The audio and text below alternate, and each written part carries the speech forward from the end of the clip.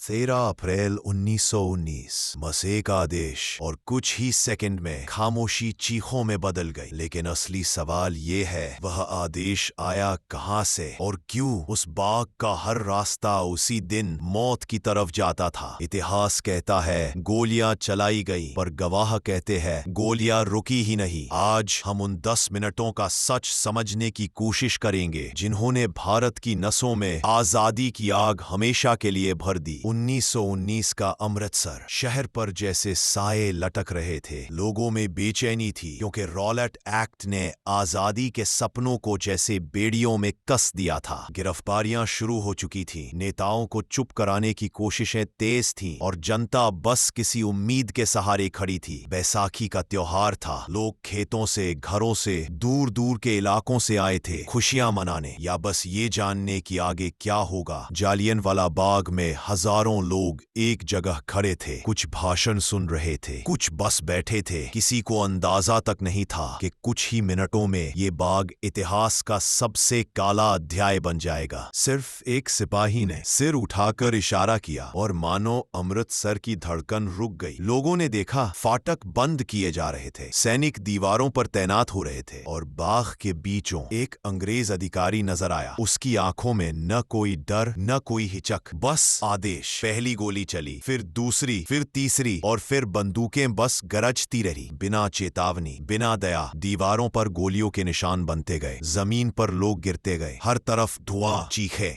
और गोलियों की आवाज जिसने आसमान तक को हिला दिया। बाग के सारे निकास या तो संकरे थे या सैनिकों ने घेर लिए थे। लोग ऊपर से गोलियां बरसते देख इन दीवारों के पीछे छिपने की कोशिश करते रहे, पर दीवारें बचा नहीं पाई। दर्जनों लोग कुएं में कूद गए बचने की आखिरी उम्मीद में, पर वहां भी मौत इंतजार कर रही थी। इतिहास बताता है गोलियां तब रुकी जब बंदूकें खाली हो गईं। 1750 राउंड बिना रुके, बिना सोचे, एक भी गोली बर्बाद न करने के आदेश के साथ। जब आखिरकार सैनिक मुड़े तो पीछे बचा था खून से सना मैदान, दीवारों पर गोलियों की रेखाएं और वो खामोशी जो आज भी सित। अगर कोई दिल लगाकर सुन ले, उस दिन के बाद अमृतसर कभी वैसा नहीं रहा और शायद भारत भी नहीं। दुनिया भर के अखबार चीख पड़े, ये नरसंहार था, ये इंसानियत पर धब्बा था। लाखों लोग सड़कों पर उतर आए। अंग्रेजों का असली चेहरा भारत के सामने खुल चुका था और उस रात कई घरों में आंसू बह रहे थे, पर उन्हीं आंसुओं में आजादी की आग भी जल रही थी। 13 अप्रैल 1919 की शाम वैसा ही शोक में नहीं था। भारत बदल चुका था। अब डर नहीं था, अब पीछे हटना नहीं था। अब आजादी सिर्फ एक सपना नहीं, एक संकल्प बन चुकी थी। जालियनवाला बाग सिर्फ एक मैसेकर नहीं था, ये याद दिलाता है कि आजादी खून से लिखी जाती है। और सवाल बस इतना है, क्या हम आज उस कुर्बानी को वाकई याद रखते हैं?